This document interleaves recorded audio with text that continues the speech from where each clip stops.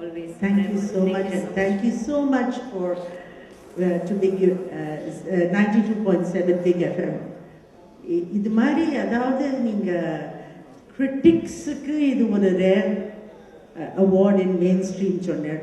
Actually பார்க்க போனால் இது மாதிரி ஒரு சுச்சுவேஷனில் கிளாசிக்கல் டான்ஸுக்கும் இது மாதிரி ஒரு ரெக்கக்னிஷன் கிடைக்கிறது is quite a rarity. And இப்படி இருக்கணும், because it is something that we have, it's a great heritage that our country has to be proud of. Thank you very much, because நான் என்ன நினைக்கிறேன்னா, இந்த நாட்டியத்துறையில் பரதநாட்டியத்தில் இருக்கிற ஒவ்வொரு பெண்மணியும் நான் ரெப்ரசன்ட் பண்ணி நான் இந்த பரிசை நான் வாங்கிக்கிறேன். நன்றி. ரொம்ப நன்றி. ரகுராம் மாஸ்டர், நீங்க சில வார்த்தைகள் அவங்களை பற்றி பேசலாம். நிஜமா பிக் எஃப்எம்க்கு என்னுடைய நன்றியை தெரிவிக்கிறேன். இந்த மாதிரி விமன்ஸுடைய டேலண்ட்ஸ் எல்லாம் மதித்து அவங்களுக்கு ஒரு சின்ன வயசுலேருந்து எத்தனையோ எக்ஸ்பீரியன்ஸ் உள்ளவங்களுக்கெல்லாம் ஒரு அவார்டு கொடுக்குறதுலாம் ஒரு அருமையான விஷயம். அதில் கலந்துக்கிறது எனக்கு பெருமையாக இருக்குது. அதை விட என்னன்னு கேட்டால், இன்றைக்கி ஒரு பெரிய த்ரில்லிங். நான் ஒரு பெரிய ஃபேன் சித்ரா விஸ்வநாதன் அவர்களுக்கு. அவங்களுக்கு என் கையால் ஃபேன் ஒரு அவார்டு கொடுக்குறேங்கிறச்சே என் லெவல் கொஞ்சம் ஹைட்டாக தான் போகும். ஏன்னு கேட்டால், எங்களுக்கும் அவங்களுக்கும் உள்ள ஸ்னேகங்கிறது ரொம்ப வருஷமாக இருக்கு. Family relationship. ஆமாம் ஆமாம். நான் லேட்டஸ்டாக ஒன்று மிஸ் பண்ணது கேட்டால், இவங்க குருவுக்கு ஒரு அர்ப்பணம் நடந்தது வெள்ளூர் ராமையாப்பிள்ளை அவர்களுக்கு. அதில் இப்போ 3 பேர் சேர்ந்து ஆணிமத்தை என்னால் பார்க்க முடியல. அன்றைக்கு நான் வேறொரு இடத்தில் தலைமை தாங்க போயிட்டேன். மாணிக்க விநாயகம் கூப்பிட்டும் என்னால் போக முடியல. அதுக்குள்ளே நான் கிளம்புறச்சே உங்கள் டாக்டர் முடிஞ்சு போச்சு. இதை கேள்விப்பட்டு வர முடியலை. அந்த பாக்கியமே எனக்கு கிடைக்கல. ஏன்னா அந்த 3 ஸ்டார் 3 பேர் சேர்ந்து ஆடினாங்களா. அண்ட் இங்கே ஒன்று சொன்னாங்க, ஒரு பியூட்டிஃபுல் தத்துவம். கிடைக்கணும்னா கொடுக்கணும். ஏதாவது ஒன்று முயற்சி பண்ணி அதுக்கு ஒரு நிலைமை வந்து ஒரு பொசிஷன் கிடைக்கணும்னால் நாம் பல தியாகங்களை கொடுக்கணும், பல உடல் பயிற்சிகளை கொடுக்கணும், முழு மூச்சாக தியானத்தை கொடுக்கணும். எல்லா ஆற்றுமே பெரிய ஆற்று.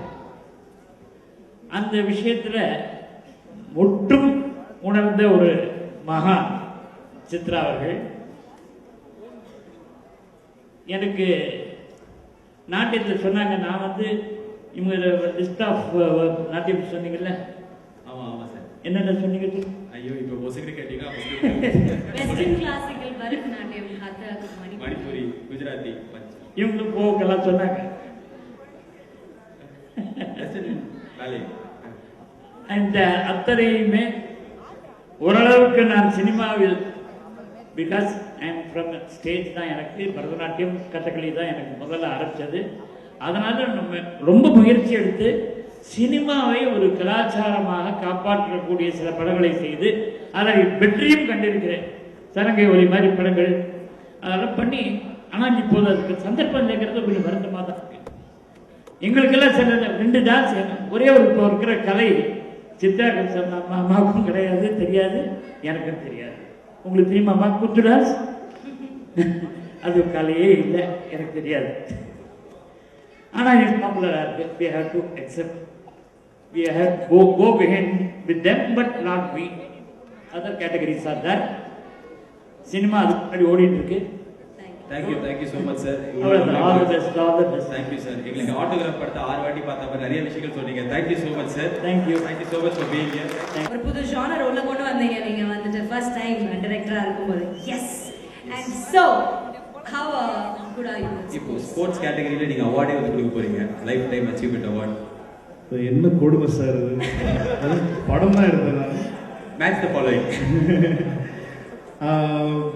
எனக்கு கிரிக்கெட் ரொம்ப பிடிச்ச ஸ்போர்ட். நான் வந்து சின்ன வயசுலேருந்து நிறைய கிரிக்கெட் ஆடிருக்கேன். நான் லண்டனில் படித்தேன். ஸோ யூனிவர்சிட்டி கிளப்ஸ்க்குலாம் நிறைய விளையாடுவேன் சார். பக்கத்து கிளப்ல தான் நான் ஆடிப்பேன். அதே கிளப் தான், சேம் கிளப். அதுக்கப்புறம் 11 மணிக்கு மூடிடுவாங்க, அந்த கிளப்பு கிடையாது. சார் ஆனா வந்து பெண்களுக்காக பிரத்யேகமா ஒரு அவார்ட் ஃபங்க்ஷன் நிச்சயமா ரொம்ப பெருமையான ஒரு விஷயம், ரொம்ப சந்தோஷமான ஒரு விஷயம். அதுக்கு வந்து பிக் எஃப்எம் அதுக்கு ரொம்ப பெரிய தேங்க்ஸ்.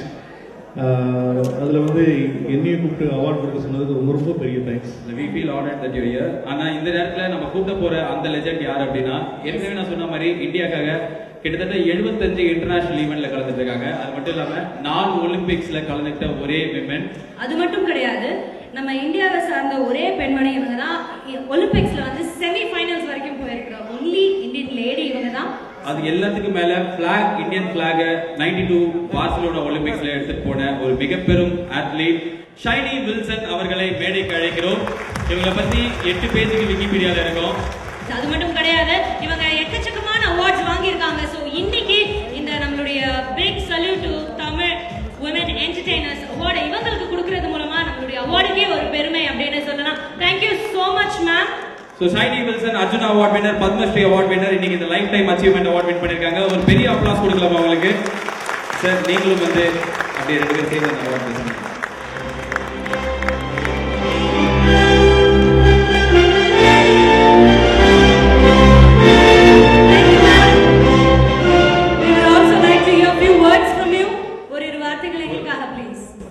இதுக்கு வந்து நம்ம அத்லெட்டிக்ஸ் போட்டியில் மேடம் ஒரே ஒரு விஷயம் தான், தொடுபுழா அப்படிங்கிற ஒரு சாதாரண ஒரு கிராமத்துல, சின்ன கிராமத்துல இருந்து பத்மஸ்ரீ அவார்ட் வின்னர், ஒலிம்பிக்ஸ்ல இந்தியாவோட கொடியை ஏற்றிட்டு போயிருந்தீங்களா? how was the journey?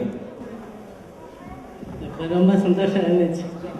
எனக்கு மலையாளம் அவ்வளவா அறியட்டலாம், இருந்தாலும் நான் ட்ரை செய்வேன். பேசுறது மலையாளமே இல்ல, மலையாளம் கலந்து பேசலாம்.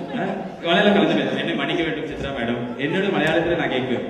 தொடுபுழா கிராமத்துல நாட்டுல இருந்து இந்தியா ஒலிம்பிக்ஸ் கொடி பிடிச்ச வரைக்கும் எப்படி இருந்தது இந்த பயணம்? இந்த ஜேர்னி எவ்வாறு உண்டு?